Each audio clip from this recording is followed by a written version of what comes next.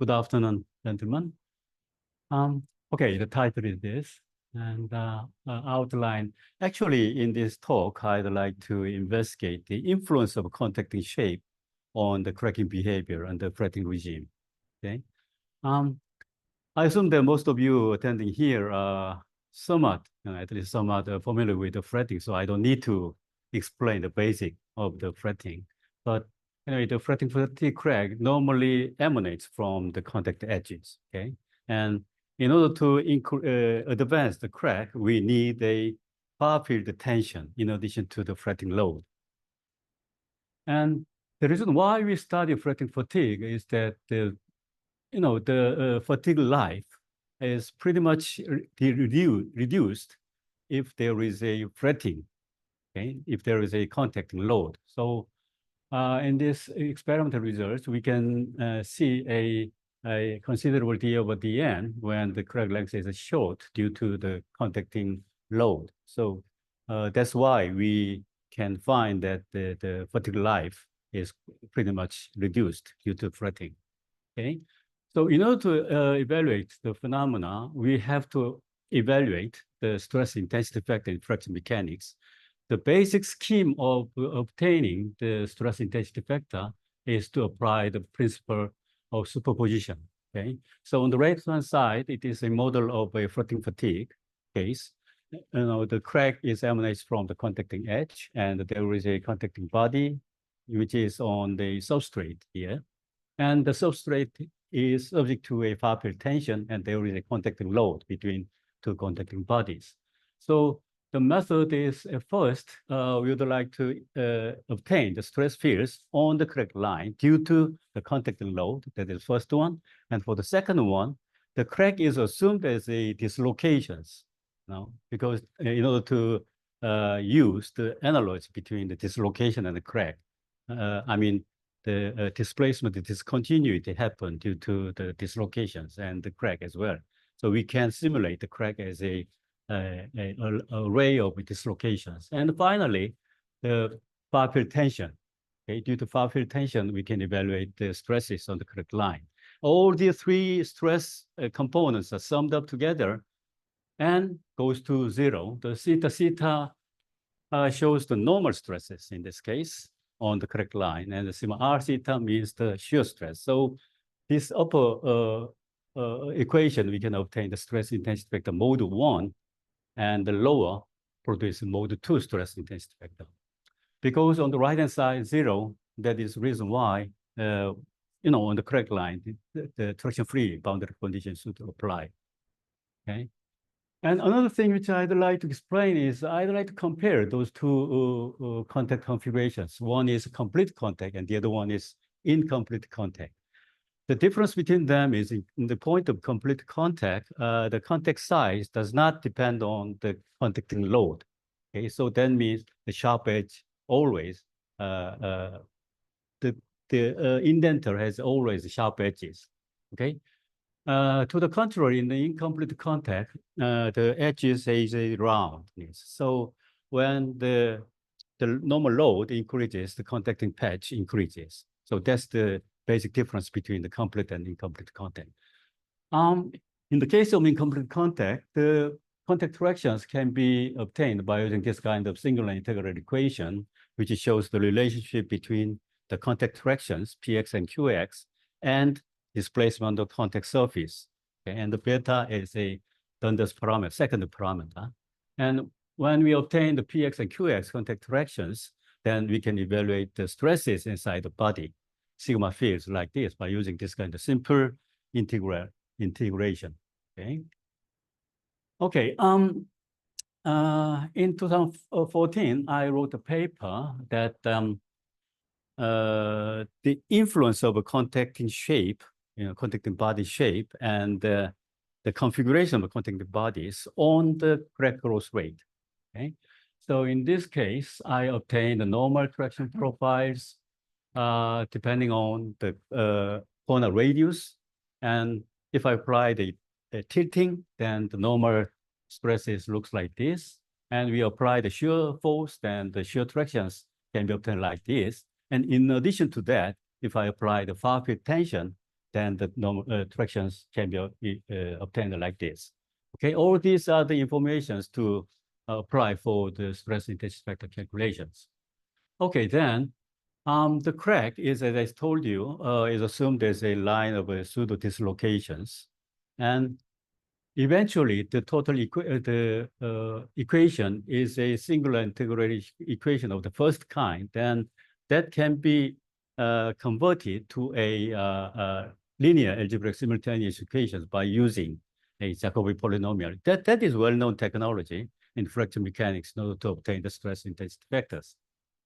Okay. So finally, we could obtain the stress intensity vector mode 1 and mode 2 like this. Okay. Okay, this is the example results. Then, as you can see here, the mode 1 stress intensity vector, at first when the crack length is A increases, then the mode 1 increases and decreases and goes to 0. When there is not enough far field tension. But if the far field tension increases, then we cannot see the mode 1 goes to 0. So that means crack goes continuously to a catastrophic failure. Okay. So after exhaustive calculations, I obtained this kind of table, and that means that the bulk tension to advance the crack without arrest, then we have to have a sigma t is the bulk tension normalized by average contact tractions PM is, for instance, if the flat region of the contact region is 10%, 0.1, and there is no tilting, then the far field tension should be larger than 0.24 times average contact tractions in order to advance the crack. Okay, so those kind of results can be obtained from the calculation. But on the other hand, what would be the complete contact case? Okay, so in complete contact, there is a sharp edge, as I told you. So in this case, we have another difficulty to solve this problem because we have a stress singularity in addition to the crack tip on the sharp crack edge as well. So there are two singularities in this domain. And also there are stress-free conditions on the free surfaces as well as the crack lines. Okay. So in order to solve this kind of problem, we have to use the area stress potential, which has been developed in 1950s by Williams for the cases of sharp notch problem. Okay, from that we obtain the stress components equations, and the free surface is traction free, so all the right hand side are 0. So that constitutes a homogeneous simultaneous equation. So algebraically, we know that in order to have a non-trivial solution of the simultaneous equations, the coefficient matrix determinant of which should be 0. That yields a eigenvalue lambda, okay? And eventually we can write down the stress fields in the case of complete contact like this, okay? These lambdas are the eigenvalues, and the Fij are the eigenfunctions, which shows the spatial variation of the stress fields. And K1 and K2 in the case of contact shows a stress intensity factor. Okay. So I obtained in the case of a sharp edge angle is 90 degrees, and if the material is elastically similar, the eigenvalues are like this, and the eigenfunctions are like this. Okay. So these are the eigensolutions. So in order to have our actual solutions, we have to evaluate the stress intensity factor K1 and K2 in the contact mechanics, okay? So then we can apply simple finite element method to evaluate the stress intensity factor in the contact, okay? Like this, okay? Then the rest of things are exactly the same as the incomplete contact case, but one problem is that the dislocations, the equations composed by the dislocations are applied when we can assume that the domain is an infinite body. But in this case, here are free boundaries. No? So on the free boundaries, there should be no stresses. So we have to redistribute the stress fields, incorporating the traction free on the free boundaries. So we have to evaluate a kind of a corrective terms, Fxij or Fyij, to redistribute the stress fields, which has been evaluated in the case of infinite body case. Okay, so on the lower figure shows the corrective functions. Okay, this kind of technique has been successfully developed by Professor David Hill's group in Oxford University in early 2000s, and I used that method in here. And then for the stress intensity factor K1 of the crack, the sigma XX on the crack line should be 0. Okay, but in this case, you can say that sigma XX sub T means a far field tension component. And on the lower side for K2, okay, we can constitute another equations. Those two equations should be solved, and those are the form of, again, the singular integral equation of the second kind. And we have to use the simultaneous equation by using a numerical technique, which has been used for incomplete contact case. Okay? A little bit complicated, but the logic is very simple. Okay, from the singular integral equation to a numerical to a simultaneous equation by using a numerical technique. Okay, and the results are like this.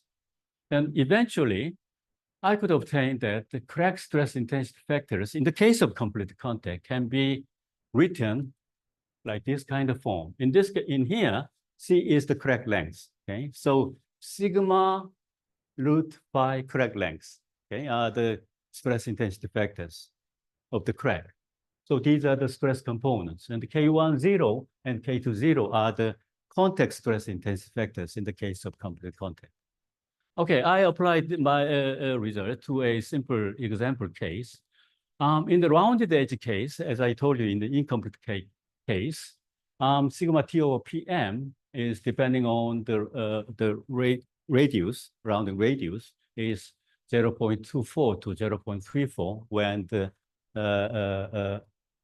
L over B means the flat region versus the contact region. So that means very sharp corner. Okay. But in the case of a sharp edge, it is really interesting results.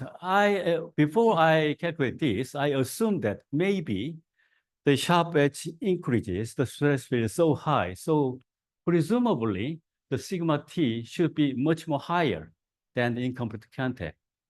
But my result does not show that, just a few times larger than the incomplete contact case. Okay.